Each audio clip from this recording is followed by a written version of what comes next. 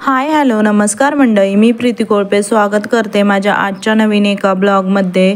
तर आज आम्ही गेलेलो लग्नाला निघालेलो। तर तिथे अचानक असं आमचं महादेवाचं दर्शन झालं मिरगावला।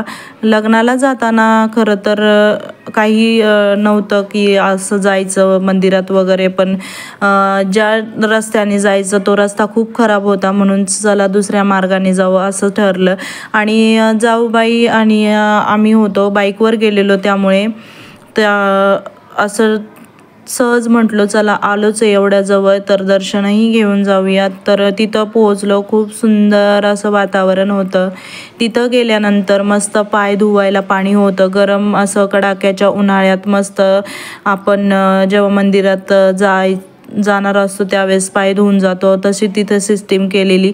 तुम्हाला टेन्शन नाही की कुठे टाकी वगैरे असेल तर तिथे पाय वगैरे धुवा, तर त्यांनी ऑलरेडी पायरी उतरली की लगेच पाय धुण्याचं असं मस्त केलेलं। त्यानंतर मस्त असं तिथे दीपमाळ वगैरे, खूप छान व्ह्यू होता, झाडं तिथं फुलं, मस्त वाटत होतं, एकदम छान मंदिर होतं। आणि अचानक असं दर्शन घडलं आमचं। तर पुढे जाऊन आम्ही मस्त दर्शन घेतलं, मंदिरही खूप छान होतं, दर्शनही एकदम मस्त झालं। मंदिराचं नाव होतं श्री ईशान्येश्वराय नमः।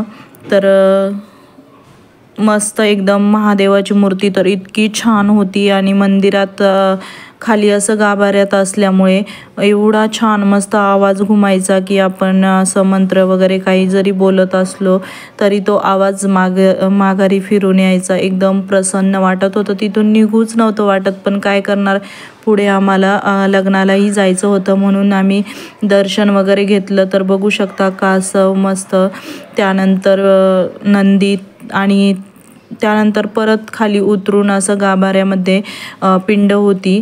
तर खूप छान एकदम असं वाटत होतं, एकदम अंधार अंधार होता, कारण तिथे आम्हाला माहीतच नव्हतं, खूप स्विच बोर्ड होते पण कुठूनच लाईट लागत नव्हता, आणि एकदम अंधार होता। तर अशा प्रकारे असं मंदिर होतं, बघू शकता। खूप छान पिंड अशी सजवलेली होती फुलांनी। गावाला काय फुलं असे असतातच, ताजे ताजे फुलं तोडायचे आणि मस्त ते देवाला व्हायचे। तर अशा प्रकारे असं दर्शन झालं। तर चला तर मग आजचा व्हिडिओ येथेच एंड करते, भेटूया नेक्स्ट ब्लॉगमध्ये नवीन एका व्हिडिओ सोबत, तोपर्यंत बाय बाय।